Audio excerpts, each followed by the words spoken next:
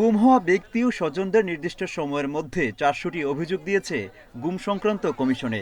তারা কমিশনের কাছে তাদের বক্তব্য তুলে ধরে। কমিশনের কার্যক্রম শুরু হওয়ার পর কমিশনের সদস্যরা ডিজিএফআই, ডিবি ও সিটিডিসির সেলগুলো পরিদর্শন করে, যেগুলোতে জিজ্ঞাসাবাদ করা হতো। এই সময় কমিশনের চেয়ারম্যান জানান, ডিজিএফআই এর ২০ থেকে ২২টি সেল রয়েছে। যারা উঠিয়ে নিয়ে গেছে বা গুম করেছে, তারা আমরা তো এভিডেন্স পাচ্ছি। যাদের বিরুদ্ধে অ্যালিগেশনস, যারা পারপিটেটার্স অফ দ্য ক্রাইম, ওদেরকে তো আমরা তলব করব, তলব করে ওদের স্টেটমেন্ট নেব। বুঝছেন কী কী আমরা এভিডেন্স পাচ্ছি, ওদেরকে কনফ্রন্ট করব যে এই আপনার বিরুদ্ধে এভিডেন্স, আপনার রিপ্লাই কি। এই সময় কমিশনের আরেক সদস্য জানান, ডিজিএফআই এর সেলগুলো পরিদর্শন করে দেখা যায় ৫ আগস্টের পর তাদের সেলগুলো অনেকটাই পরিবর্তন করেছে, নষ্ট করেছে আলামত। তাই তাদেরকে আর পরিবর্তন না করার জন্য সতর্ক করে দেওয়া হয়েছে।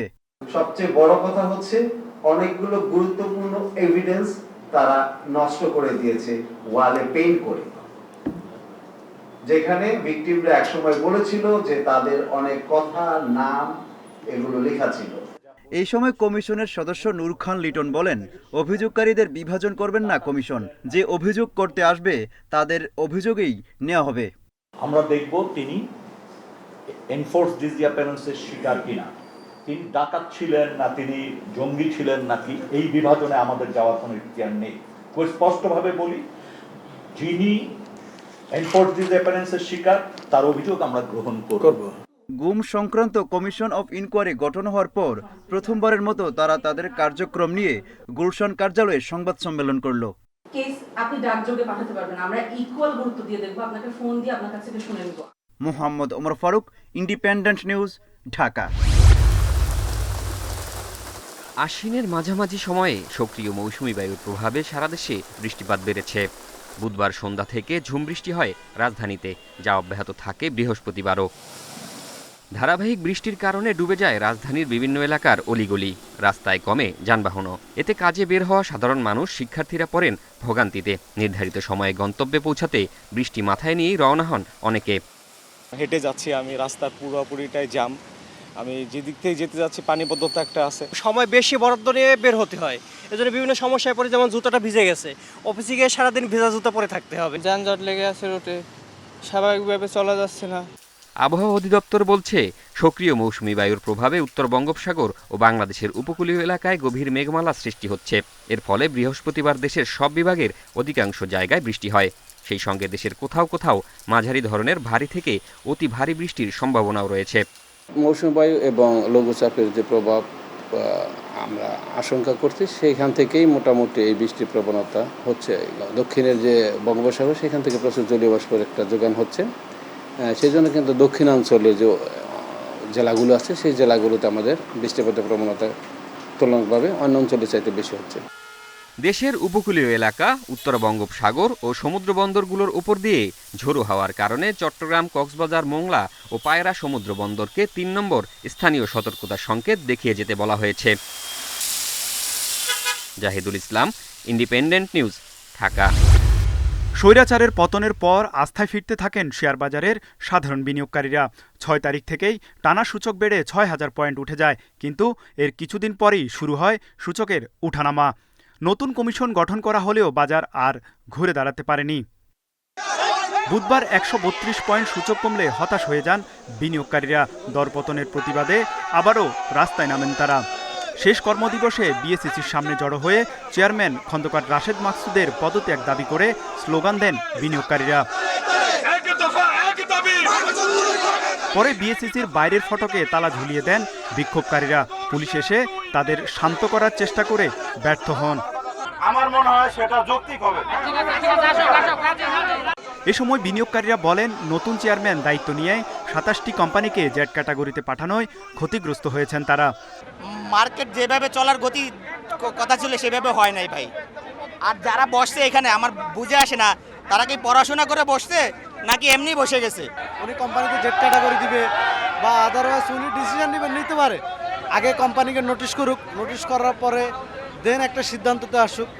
উনি সেটা না করে হুট করে সিদ্ধান্ত নিচ্ছে, এটাতে কোম্পানির কোনো কারোই ক্ষতিগ্রস্ত হচ্ছে না তারা। আমরা জানি না বিনিয়োগ করছে, হঠাৎ করে উনি জেডে পাঠা দিছে, 5 দিন বায়ারলেস, আমাদের 30% 40% নাই হয়ে গেছে। বিনিয়োগকারীদের অভিযোগ, সংস্কারের নামে একের পর এক ভুল সিদ্ধান্তে বাজারে টানা দরপতন। সংস্কারটা তো আপনি একটা সিস্টেমেটিক উপায়ে করতে হবে। এখন আপনার রোগী আইসিইউতে আছে, আইসিইউতে তাকে ঠিক করে তারপরে তার ট্রিটমেন্ট দিতে হবে, তার জীবনটা তাকে বাঁচতে হবে। সে টোটাল রোগীটাকে আইসিইউতে মেরে ফেলতে। ক্ষণে ক্ষণে মুস্তফা জন্মাবে, হিরু জন্মাবে, এগুলা কিন্তু সাধারণ বিনিয়োগকারীরা কখনোই চায় না। বাজারকে তার স্বাভাবিক গতিতে চলতে দিতে হবে। বিএসইসি চেয়ারম্যান পদত্যাগ না করলে রোববার থেকে লাগাতার কর্মসূচির ঘোষণা দেন বিনিয়োগকারীরা। তৌহিদ Rana, independent news, Dhaka. Nazrul Islam Majumdar NASA group ও বেসরকারি এক্সিম ব্যাংকের সাবেক চেয়ারম্যান, ছিলেন সাবেক প্রধানমন্ত্রী শেখ হাসিনার ঘনিষ্ঠ। প্রায় ১.৫ যুগ ছিলেন ব্যাংক মালিকদের সংগঠন বিএবির চেয়ারম্যান। বিদেশে অর্থ পাচারের অভিযোগ তদন্ত করতে গিয়ে সিআইডি বলছে, লন্ডন, হংকং, দুবাইয়ে নজরুলের রয়েছে বিপুল অঙ্কের বিনিয়োগ। সৌদি আরবে কৃষিখাতে বিনিয়োগ করেছেন তিনি। তার নাসা গ্রুপ 4টি প্রতিষ্ঠানের অনুকূলে প্রায় ২১,০০০ কোটি টাকা ঋণ নিয়ে অধিকাংশই পাচার করেছেন দুবাই, যুক্তরাজ্য, কানাডা, সিঙ্গাপুর, থাইল্যান্ড সহ বিভিন্ন দেশে। লন্ডনের ফিলিমোর গার্ডেন ও ব্রান্সউইক গার্ডেনে তার 2টি বাড়ির সন্ধান পেয়েছে সিআইডি। হংকংয়ের 2টি প্রতিষ্ঠানে গার্মেন্টস সামগ্রী রপ্তানি করে নাসা গ্রুপ। আবার ওই 2টি প্রতিষ্ঠান থেকেই বিভিন্ন গার্মেন্টস সামগ্রী আমদানিও দেখানো হয়, আর এই লেনদেনের টাকা পাঠিয়ে দেওয়া হয় লন্ডনে নজরুলের ব্যাংক হিসেবে। তিনি তার নিকট আত্মীয়র নামে যুক্তরাজ্যে সম্পদ ক্রয় করেছেন। ওভার ইনভয়েসিং এবং আন্ডার ইনভয়েসিংয়ের মাধ্যমে যুক্তরাষ্ট্র, দুবাই, সিঙ্গাপুর, কানাডা সহ বিভিন্ন দেশে পাচার হয়েছে। পণ্য আমদানিতে ওভার ইনভয়েসিংয়ের প্রমাণ খুঁজছে সিআইডি। তারা জানিয়েছে, শুধু ফিরোজা গার্মেন্টসের নামে 130টি এলসির মাধ্যমে প্রায় $3 মিলিয়ন বিদেশে পাচার করেছেন তিনি। ন্যাশনাল ব্যাংক থেকে আপনার এলসি ক্রয় করে 130টি এলসি ক্রয় করে এই অর্থগুলো দেশের বাইরে রপ্তানি হিসাবে এই পণ্যগুলো বাইরে পাঠানো হয়েছে। তো রপ্তানি করার পরে যে আপনার যে এক্সপোর্ট যে প্রসিড, সেটা তো দেশে ফেরত আসার কথা। তো সেটা 120 দিনের মধ্যে ফেরত আসবে, এটা আইনে রয়েছে। তো সেটি আপনার হয়নি। প্রতারণা ও জালিয়াতির মাধ্যমে নজরুল বন্ড সুবিধায় বিদেশ থেকে শুল্কমুক্ত কাঁচামাল এনে তা বিক্রি করে দেন দেশের বাজারে। রাজধানীর গুলশান থেকে গেল 1 অক্টোবর তাকে গ্রেফতার করে ঢাকা মহানগর গোয়েন্দা পুলিশ। Arafatur Rahman, Independent news, Dhaka. Israel ক্ষেপণাস্ত্র হামলার প্রতিশোধ নিতে ইরানি ভূখণ্ডে হামলা করলে Islamic Revolutionary Guard Corps IRGC আবারও ইহুদিবাদী দেশটিতে হামলা করতে প্রস্তুত রয়েছে। ইরানের সামরিক বাহিনীর chief of staff major general Mohammad বাঘেরি এই হুঁশিয়ারি দিয়েছেন বলে লাইভ প্রতিবেদনে জানিয়েছে আল জাজিরা। ইসরায়েল জুড়ে সব স্থাপনায় কয়েকগুণ তীব্রতায় পরবর্তী আঘাত করা হবে বলেও মন্তব্য করেন ইরানের শীর্ষস্থানীয় এই কমান্ডার।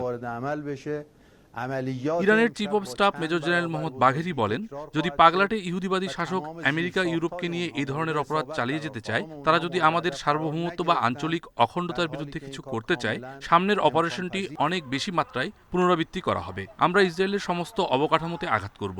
ইরান ইসরায়েলি বেসামরিক নাগরিকদের হামলার লক্ষ্যবস্তু করেনি উল্লেখ করে মোহাম্মদ বাঘেরি বলেন, এটি সম্পূর্ণভাবে সম্ভব। এর আগে ইসরায়েলে বড় ধরনের ক্ষেপণাস্ত্র হামলার জবাবে ইরানকে চরম মূল্য দিতে হবে বলে হুঁশিয়ারি দেন ইসরায়েলি প্রধানমন্ত্রী বেনিয়ামিন নেতানিয়াহু। গতকাল মঙ্গলবার ইরানের হামলার পর মন্ত্রিসভার সঙ্গে বৈঠক করেন তিনি। বৈঠকের শুরুতে ইরানের বিরুদ্ধে হুঁশিয়ারি দেন নেতানিয়াহু। তিনি বলেন, আজ রাতে ইরান বড় ভুল করল, এর জন্য দেশটিকে চরম মূল্য দিতে হবে। ইরান সরকার আমাদের প্রতিরক্ষার দৃঢ় সংকল্প, আমাদের জবাব দেওয়ার দৃঢ় সংকল্প বোঝে না। অতীতে একাধিকবার এর প্রমাণ দিয়েছি যে আমাদের উপর হামলা চালায়, আমরা তার উপর হামলা চালাবো। স্থানীয় সময় মঙ্গলবার রাতে ইসরায়েলের সামরিক অবকাঠামো লক্ষ্য করে ক্ষেপণাস্ত্র হামলা চালায় ইরান। ইরানের ইসলামিক বিপ্লবী গার্ডের এসব হামলায় ইসরায়েলে কেউ হতাহত হয়নি বলে এখন পর্যন্ত জানা যাচ্ছে। তবে পশ্চিম তীরে এক ফিলিস্তিনি নিহত হয়েছেন। রকেটের ধ্বংসাবশেষে চাপা পড়ে তার মৃত্যু হয় বলে ধারণা করা হচ্ছে। লেবাননে ইসরায়েলি বাহিনীর চলমান হামলার মধ্যে ইসরায়েলে হামলা চালালো ইরান। কয়েকদিনের বিমান হামলার পাশাপাশি গেল সোমবার লেবাননের দক্ষিণাঞ্চলে স্থল অভিযান শুরু করেছে ইসরায়েল। বিমান ও স্থল হামলায় সোমবার একদিনেই লেবাননে 95 জন নিহত হন, আহত হন আরও অনেকে।